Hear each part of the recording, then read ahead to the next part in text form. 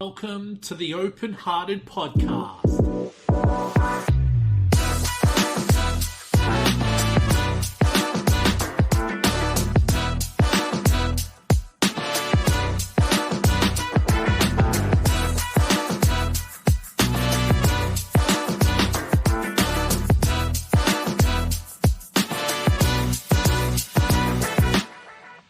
Hello and welcome to another episode of the OpenHearted Podcast. I'm your host, Will Wheeler, joined with my main man, Photon John. Kev, what's going on, brother?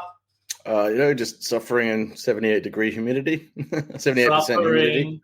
Suffering. I feel for you, my man.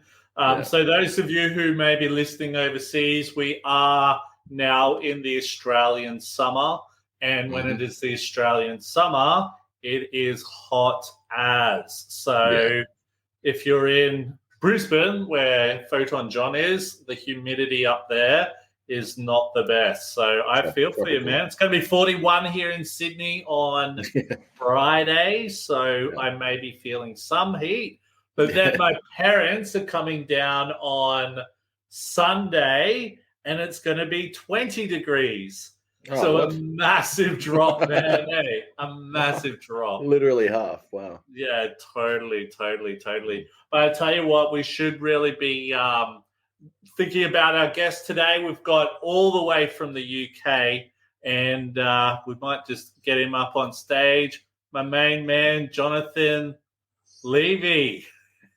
I really struggled with that one then. Hello. What's going on, my man? Thank you so much for joining us.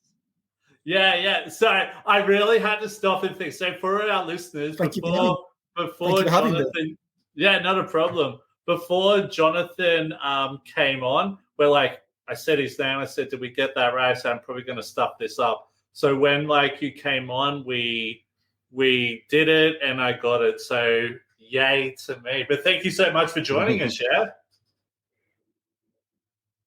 Thank you both for having me. So, I don't know, I think there is a bit of a lag coming through. So, if we have a little bit of a lag today, don't stress too hard about it. Think about it as if we're doing a live news thing and we're waiting for the news reporter to come back to us. But it should be all good. But to tell you what, for all of our listeners listening, today what we're going to be covering is self-acceptance around dyspraxia. Now, before we get into that, I might just do a little bit of housekeeping here. If you haven't already done so, please subscribe, like, and follow to all of our social media platforms. We're on TikTok, Facebook, Instagram, X, Twitch, YouTube, and LinkedIn. And you can also check us out on the OpenHeartedSociety.com. Please subscribe to our newsletter, check out our past podcasts, and please check out some of our past articles that we have written. Photon John, you ready for this, brother? I am ready. We haven't touched on dyspraxia a lot, so I'm keen to learn. Yeah, man. So, Jonathan, I think, before anything, maybe share a little bit about yourself. You're talking to us a little bit. You do a lot of stuff around fundraising and stuff like that. Really love to hear a little bit about yourself. And then, let's get stuck into this.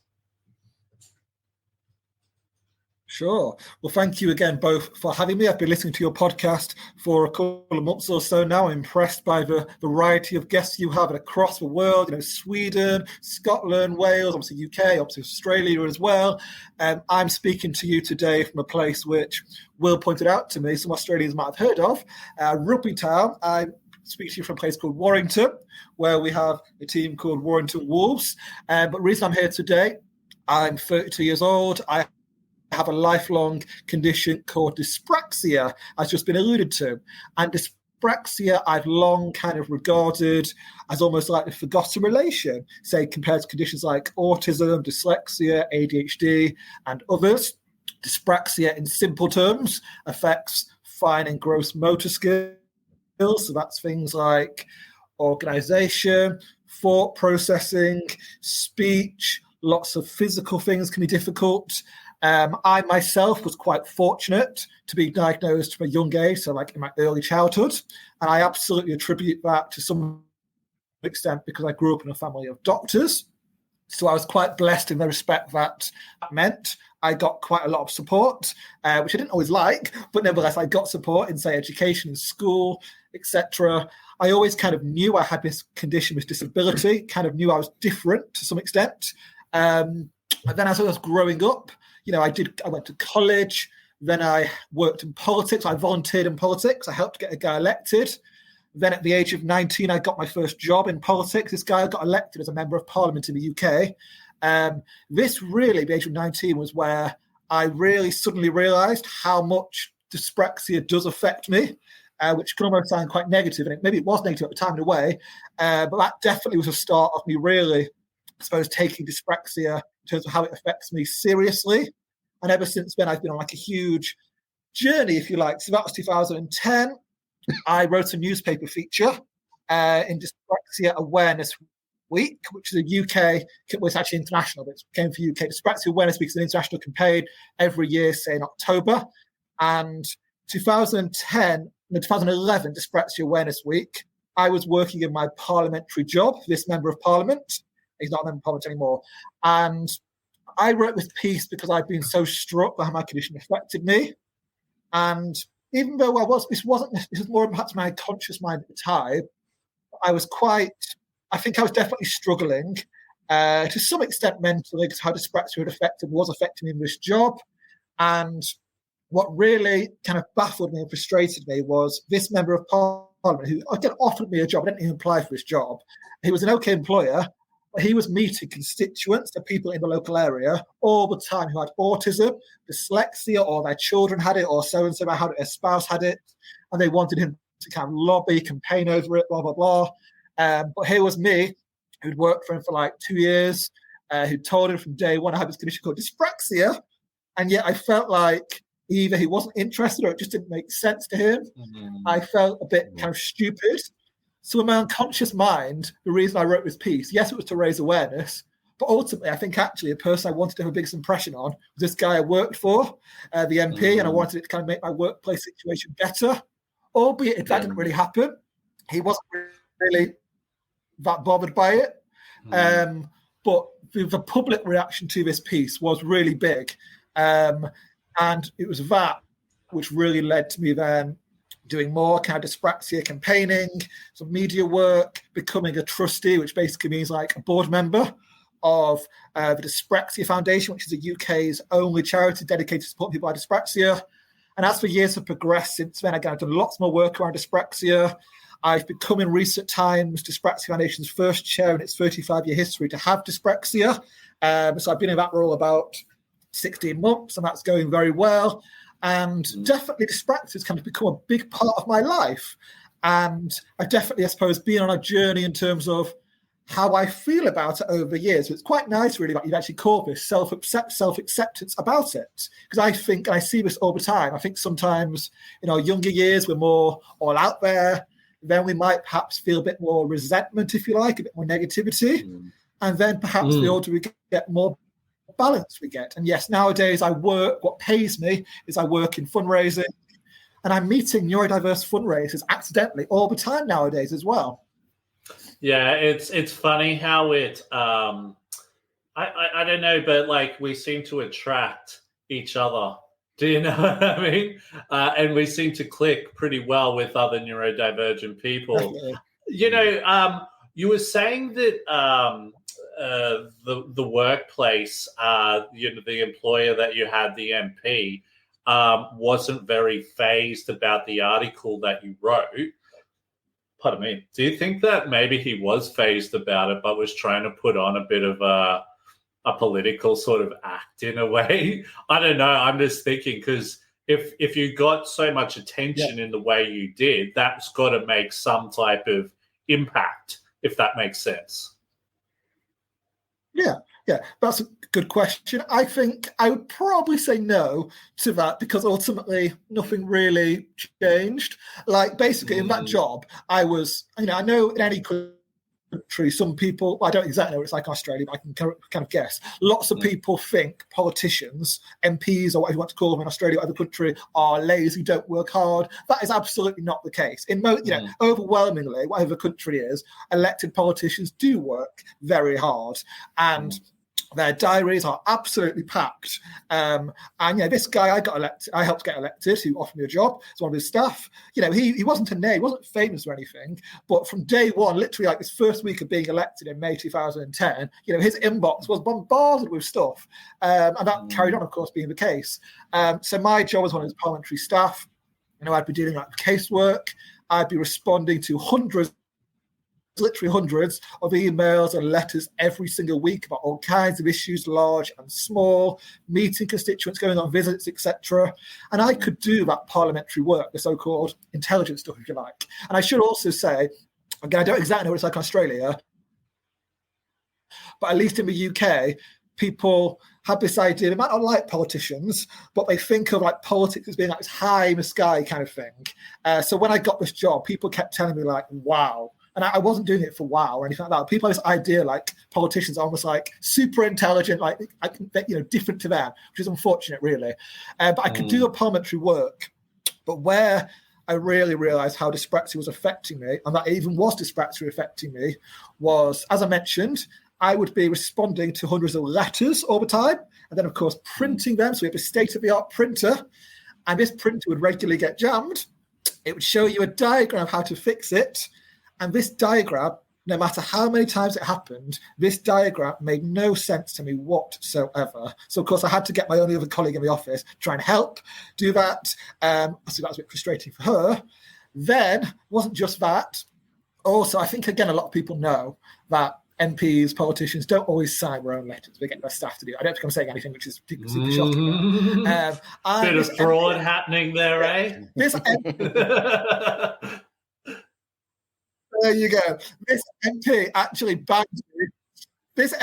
banned me from doing his signature because my writing was too childlike. Because lots of people with dyspraxia, not everyone, but some people with dyspraxia, and I'm one of these people, they absolutely hold a pen lower down. So their grip is harder, and how they write is slower as well, which is kind of why I said it's more childlike. It did look a bit like a child, to be fair. But yeah, I got banned from that. Also, when it came to forwarding letters, so again, this is the so-called simple stuff. I've done my parliamentary work. I failed to print a letter. I've got banned from signing. Then it comes to forwarding and stuffing the letter in an envelope. Even that was really hard for me as well. Wow. And of course, my colleagues, both in the other office, so I was thinking, kind of see this. And even though I disclosed from day one I had this condition, I just think it was the fact they were seeing it now in the real. And I suppose the other thing I'd attribute to this job is politics. Again, I can't talk what it's like in Australia, but in the UK, working, when you're elected as a member of parliament, you are suddenly an employer. Now, this guy I worked for had been an employer, but lots of MPs haven't been employers before. So there isn't your typical HR person or HR practice, if you like. And we were all really, including the MP, we were all really learning as we were going on. So this was quite a difficult experience for me. And I kind of knew other colleagues were sort of bitching about me or like, what's wrong with this guy? Yeah. Kind of thing. I'm assuming. Final thing I'll say. Yeah. But I'm assuming that, people would necessarily be just thinking, oh, he's not trying hard enough, or do you know what I mean? That's sort of the mindset I'm thinking. Some people would be like, oh, he's careless. He's not even trying hard enough. Do you know what I mean? And that can come from people who you disclose to, who say, I am taking this knowledge in. I'm not judging you. I accept this. But with the lack of education, they just don't. Their neurotypical brains don't know how to process it when they see it in action, and they attribute neurotypical meanings and ways of thinking to what's happening that cause them to have a lot of misconceptions about what is actually going on. Yeah, totally. So you've told us a little bit about yourself. So you've told us a little bit about yourself. You've told us a little bit about your work, but are we able to maybe go a little bit more in depth into what dyspraxia is. You've spoken about poor motor skills, and when we were talking about stuffing letters, writing letters, writing letters, doing your boss's signature, which we probably should put on the hush there, but that's all good. So what is it exactly? So let's pretend like I'm an employer who doesn't know anything about it. What would be, what do we need to know, or what would you like people to know about it? Sure. So dyspraxia is it simply affects fine and gross motor skills, which I do think that's like the so-called simple definition. But then I think a lot of people probably don't even know what fine and gross motor skills even means necessarily. So first of all, dyspraxia is a lifelong condition. One thing I almost always say when people ask me kind of what dyspraxia is, I say it's basically kind of in the middle of autism and dyslexia.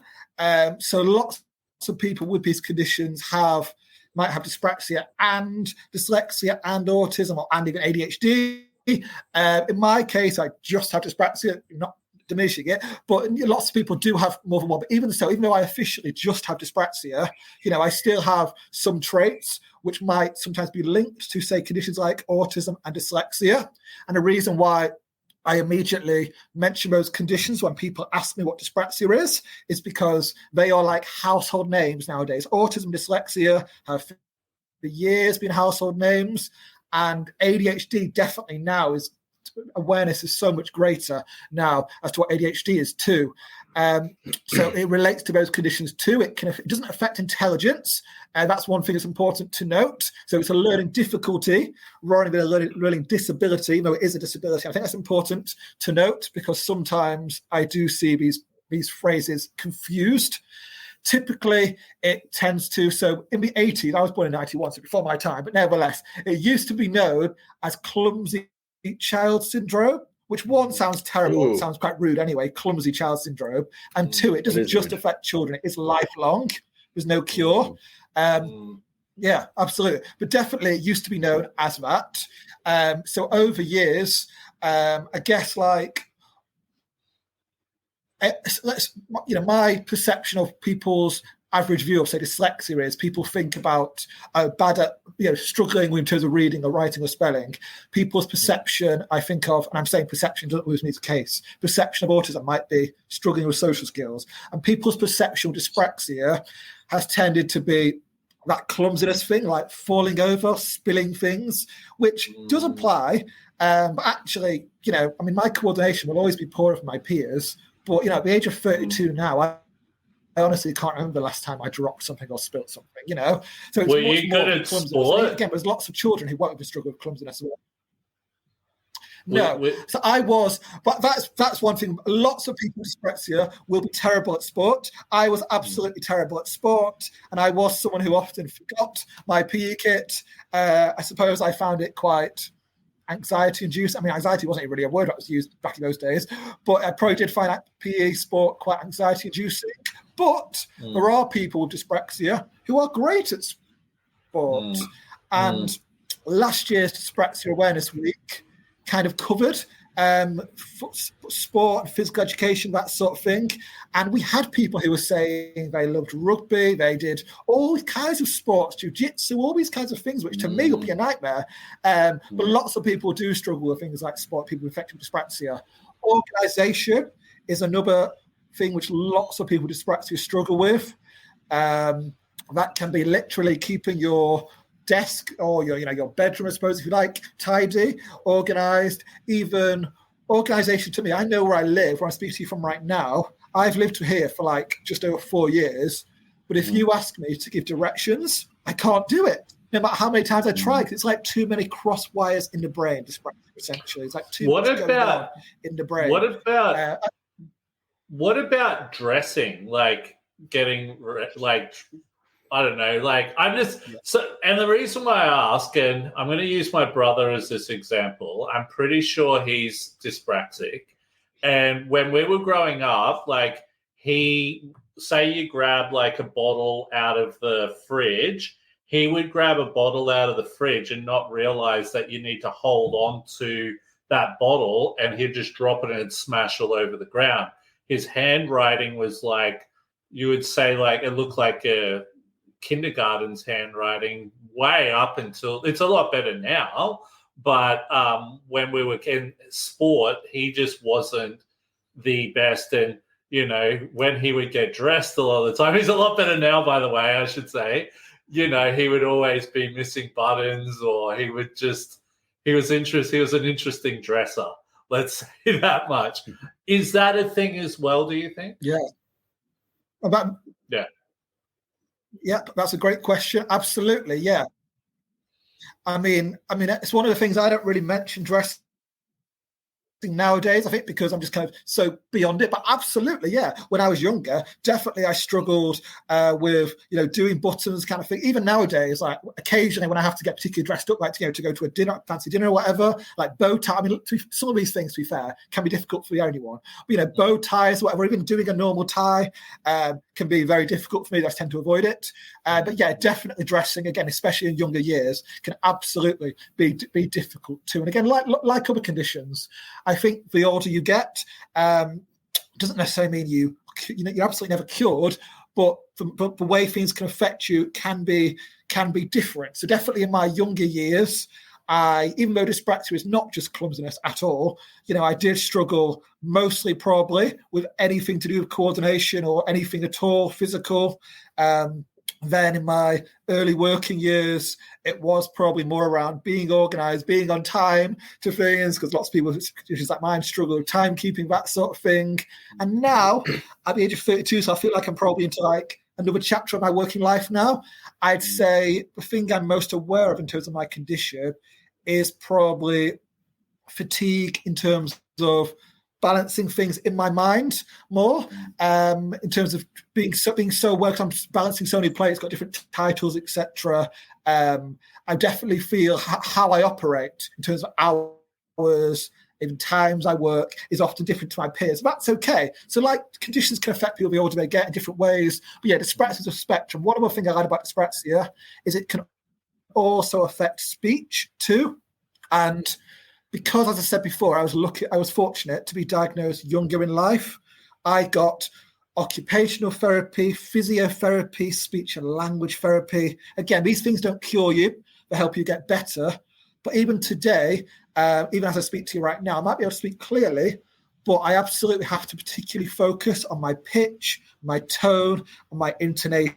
And that's very common with people with dyspraxia too. So it can affect people's speech too.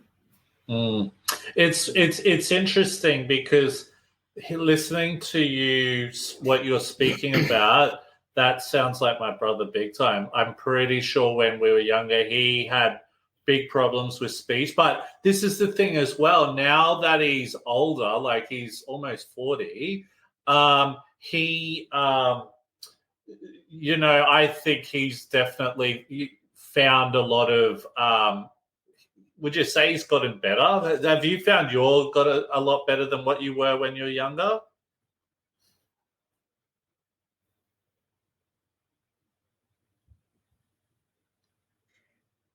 Man, we must have a bit of a lag there. Sorry, you're there. Can you hear us, mate? Yeah. I heard you say your brother he's found when he was younger. And so he seems to. I've found like what's the word I'm looking for? Like he's not like what he used to be. So it's like has improved over the years, or he's found coping mechanisms to you know what I mean? Like, for one thing, you know, he's a salesperson now and he's really good at it. So maybe that has helped him to potentially, you know, deal with some of these things.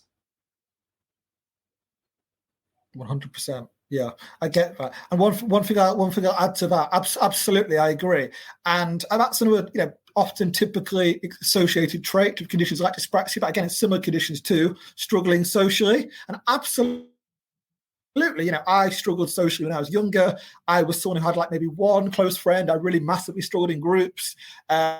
But, today, your brother does sales, I do fundraising, which absolutely has a direct sales element to it, and we can still succeed. So like any neurodiverse condition, they don't mean you can't succeed. You kind of find your own way, and there can absolutely be positive strengths. And I guess, without knowing your brother, I guess one of the many reasons why he might succeed is because of empathy. And lots of people with conditions like ours, all of us three here today, our respective conditions, we are often, people like us often are associated with having great empathy. Yeah. He would, he's huge. He's massive, right? But you'd class him as a gentle giant. Do you know what I mean? So people like him. So that's a really good thing. People are like, man, I would work for him because he's exactly that. He's empathetic to people, and he can really work in with them, and people like him because of that. He's not one of those salespeople who would, be like trying to push a sale onto you. He's really good at building relationships, but he's also immediately likable. Yeah, exactly. So I think that works in his favor. It definitely works in his favor in what he does. Absolutely. That's a gift. Totally. So, moving on from what we were saying, now, what is it that you think society doesn't understand about dyspraxia? So I think we've sort of covered a little bit in regards to, we can see there's some really great things here, but how can society understand those things? Sure, absolutely. Well, firstly, I would say what surprises a lot of people is officially dyspraxia is thought to affect between 5 to 6% of a population. You can easily find that fact online, and people are very surprised by that because that's actually more than conditions like autism, which have so much greater awareness.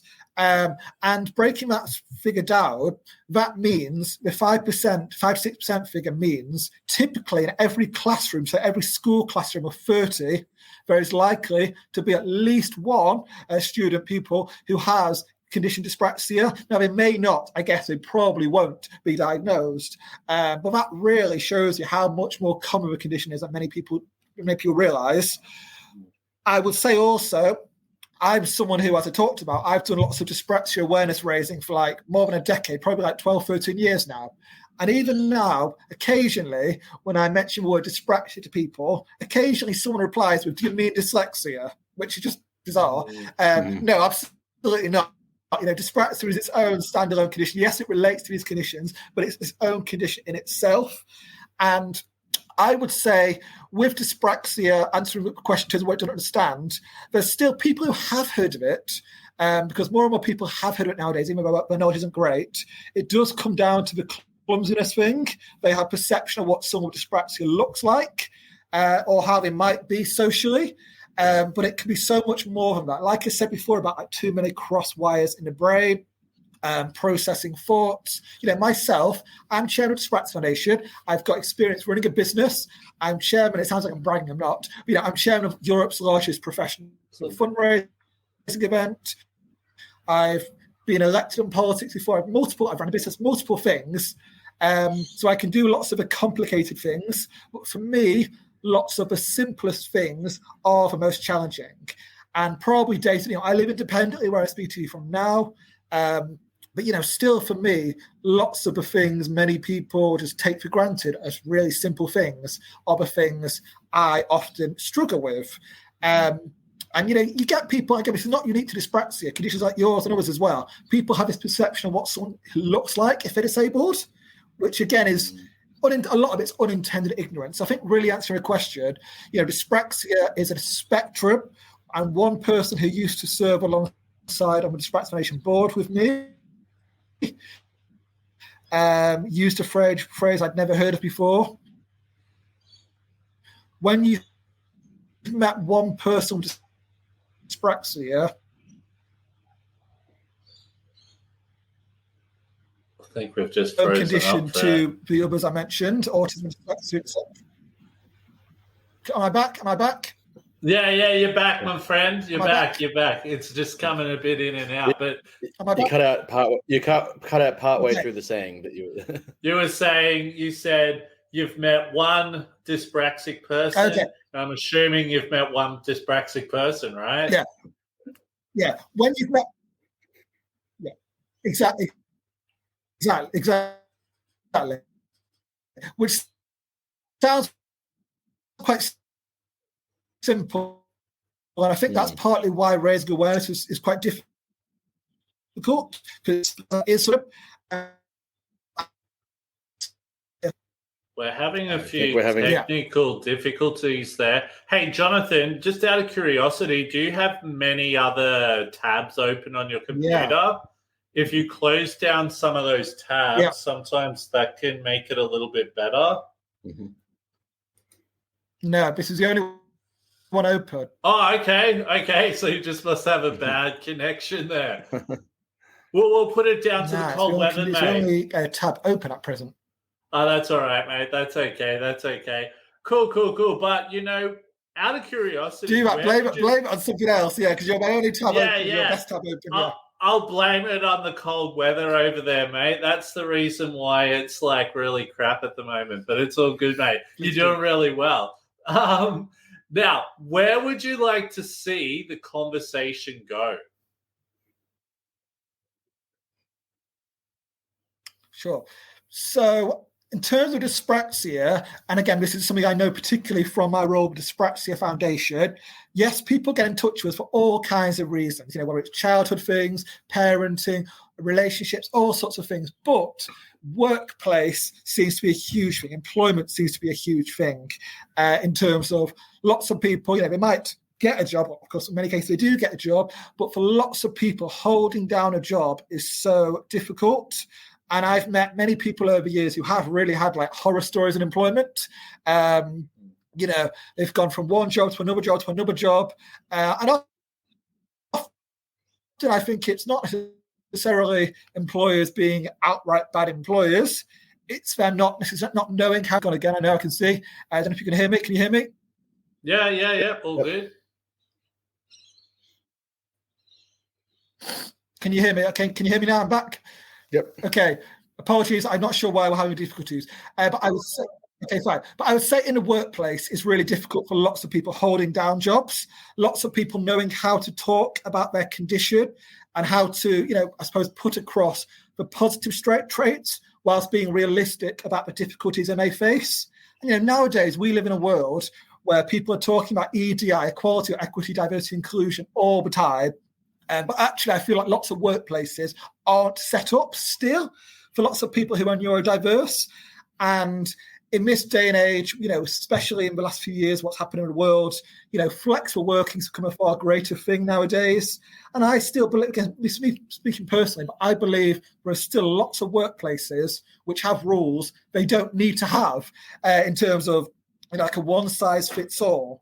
And this idea that everyone has to start working at the same time, or everyone has to, follow the exact same rules, I don't think is always right. So I think absolutely one thing we would like outcomes to be greater on is in terms of employment. People holding down, being able to hold down jobs greater and having genuinely more supportive employers. And of course, to be more supportive, I think employers should make a greater duty of looking into conditions and finding out how they can actually affect and what they can do to best support them and retain them. Because, often people with conditions like ours, ADHD, dyspraxia, dyslexia, whatever, autism, whatever, often can prove to be really great and really loyal employers. And I mentioned my job in politics. When I left that job, I decided to move into fundraising. And what I did, I actually pitched this job, so it wasn't even a vacancy. I pitched and I created a business case. At the time, I didn't think much of this. But because I wanted my experience, how I felt, to be different to my political job, I put that newspaper feature I mentioned to you before, I put that in front of the chief executive. My camera's gone again. My camera went again. So I put this newspaper feature, I put it in front of the chief executive. Then as soon as I joined, he shared this newspaper feature with my new colleagues.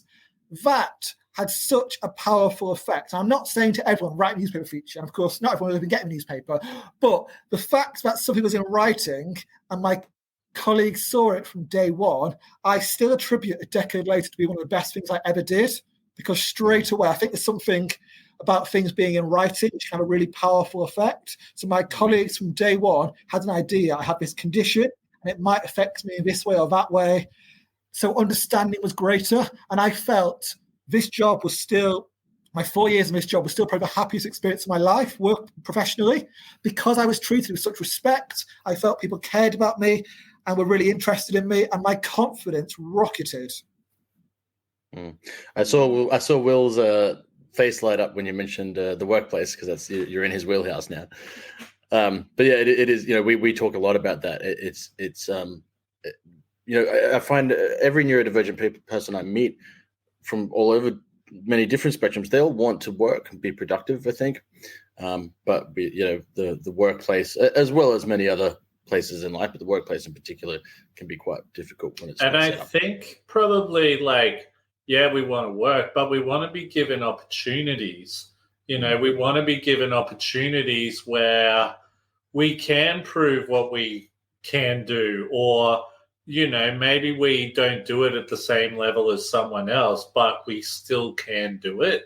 I remember, if we're talking about, so say, for example, in education, there's been a few times where I've said, look, I'm dyslexic, I'm ADHD, and the teachers turn around and go, look, I'm not just going to give it to you. And it's like, I don't want you to just give it to me. What I want you to do is teach it to me in a way that I understand and support me during that, not just think that I'm trying to get out of this, because I'm not. I really want to work towards proving what I can do, type of thing. And, that's the same in the workplace as well. I think we've got a bit of a lag there. Yeah. So sorry, my man. Yeah, I heard that. Yeah, cool. So I heard that. Absolutely. What's that? No, I just said definitely. I agreed with you. It's just there's so much of a lag. We're sort of like, is he nodding and waiting to say something? And then it's like, okay, no, he's finished. But, moving on from what we're talking about, what did you find to be the most valuable resources to help you to develop? So obviously, you've connected with the right people. That's probably been a really great resource. But let's say if there are people listening, what could be best for them? Yeah. So again, around a decade ago, on the side to what I was doing, my main source of income, I joined a network marketing company. Network marketing is it's an additional way of earning money. And now this company no longer exists. I'm not going to go into which detail about this company, but basically I was doing it was basically like a home shopping business I was doing. And the person who introduced me to a business was called a sponsor, not financial. Basically, they're called a sponsor for some reason. It's like a mentor, if you like. And I was 21, 22 then, and they told me, read all these books, or listen to all these CDs. It was all personal development. And at the age of 21, 22, it's quite obvious what it is really, but I'd never heard the phrase personal development before. And so I did. I was a sponge for knowledge. I did everything they told me to do. And all this personal development stuff, it had a really big effect on me, more than anything, my mindset. And getting involved with this business had nothing to do with me having dyspraxia. But I was such a sponge for knowledge, and I quickly, after listening to all this stuff, it really started to help me think I can kind of find my own path. It's different. It's okay to be different to my peers. It really reaffirmed to me dyspraxia, like other conditions, it's not, you can't achieve. It's often a development delay, but you can get there in the end. So it talks about goal setting, really knowing what success looks like, leadership, strategic mindset, resilience, facing and fighting back from rejection. And this had such a powerful effect on me. And very quickly after that, I decided I wanted to become a leader. And so for a decade, I kind of wanted to be a leader. I wanted to kind of to stand out. And in a way, in politics, I was involved in politics, as I mentioned, and I did acquire various leadership roles. But then in terms of paid leadership roles, I've acquired in more recent years.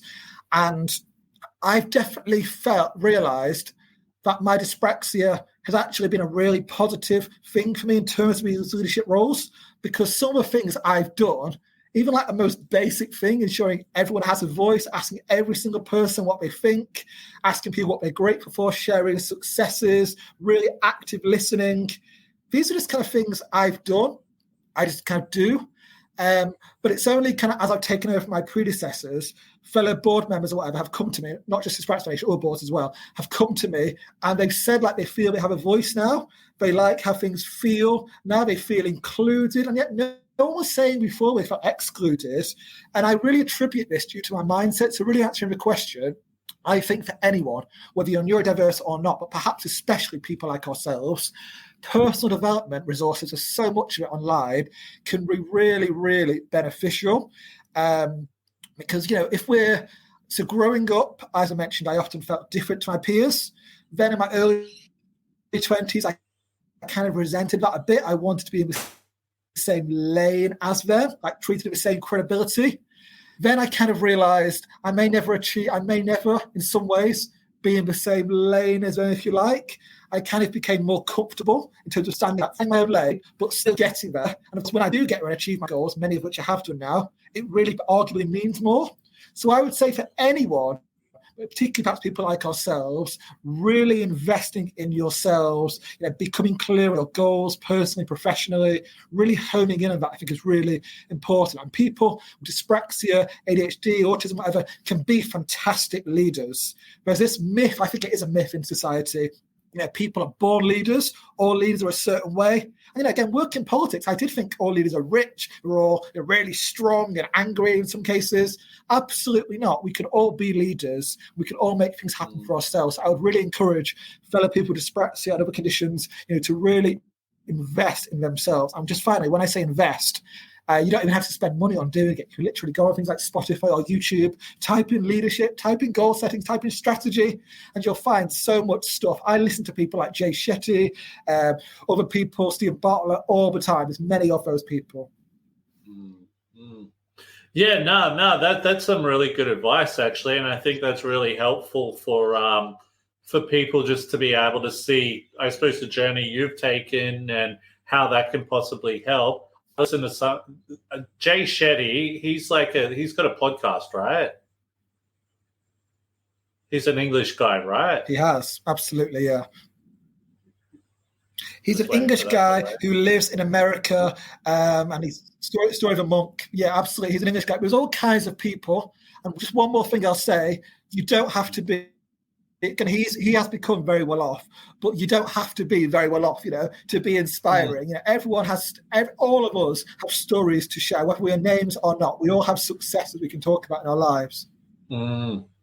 Yeah, no, that's a really good point, actually. That's a really good point. Now, how would society's understanding of dyspraxia better help people? So, if you're going into a place and they knew, how is that going to better help for us? Yeah. Well, I would say with EDI, which equality or equity, diversity, inclusion, in general, I would say, again, including things like dyspraxia, there's actually, a lot of people don't seem to realise, but there is evidence of this in society. There's an economic business case for taking on people who are neurodiverse and other different backgrounds as well. They can make for stronger workforces, greater retention of staff, thinking outside the box. That's a phrase often used in neurodiversity land, but really, different forms of thinking can be really powerful. I think ultimately leads to better decision making too. So I would say, in terms of how society, understanding dyspraxia in general, better help, I think there'll be more equal opportunities. I think more people will be willing to come forwards and share their story and stand for roles, whether it's in local authorities, councils, parliament, workplaces, role models. So again, I've talked about, I was someone for years who longed to be a leader, and I couldn't find, I don't think I did find a single openly dyspraxic person who was a leader.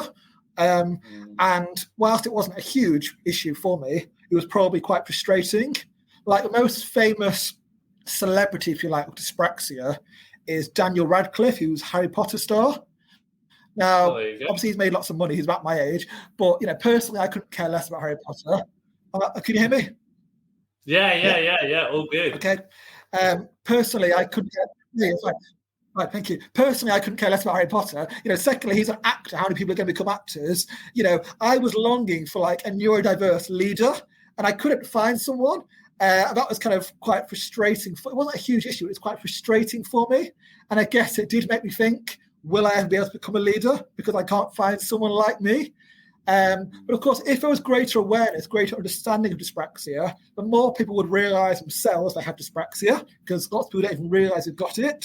Then more people would come forward and talk about it. And of course, that would undoubtedly compel more people to talk about it too and share their vulnerabilities too. One thing I'll add, in my first fundraising job, when I pitched for, I talked about before, the chief executive, one of the best people I met, he encouraged me to show more vulnerability. And I thought I was showing vulnerability by talking about dyspraxia. But I was very strong-willed, strong-minded. I still am.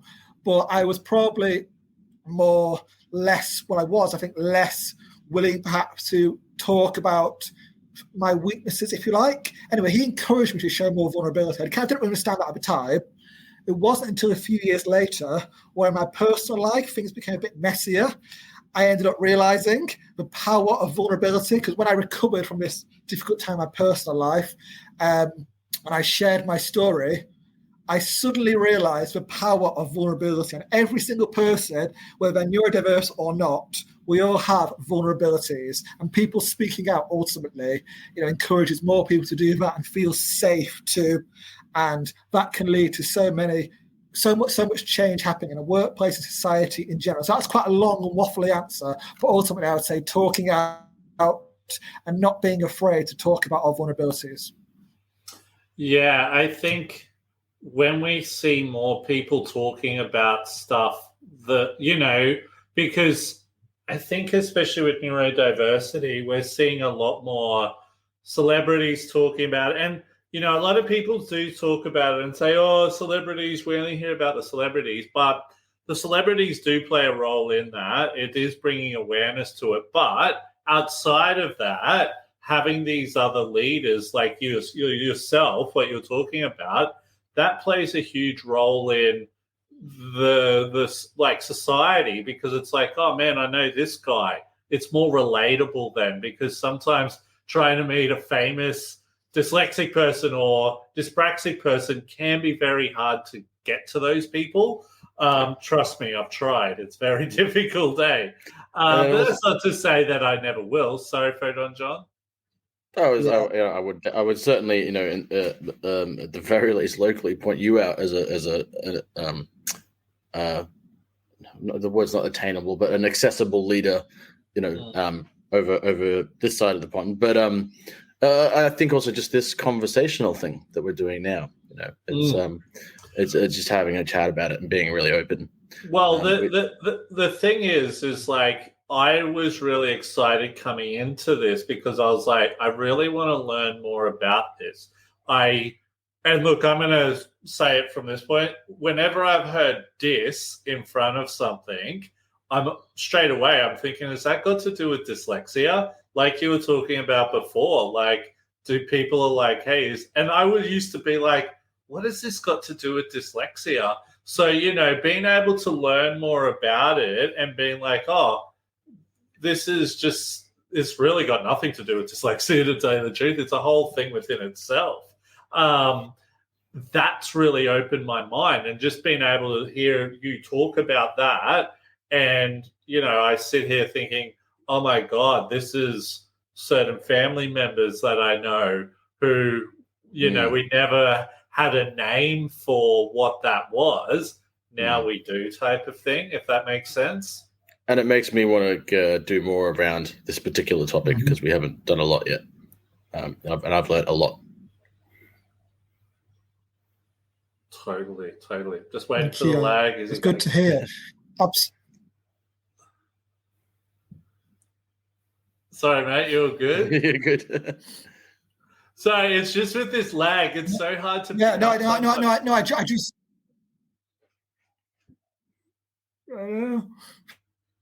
Frustrating, isn't it? Yeah. No, all good. But, thank you so much for coming on. Now, if anyone was interested in connecting with you or to learn more, where would you say would be the best place to connect with you?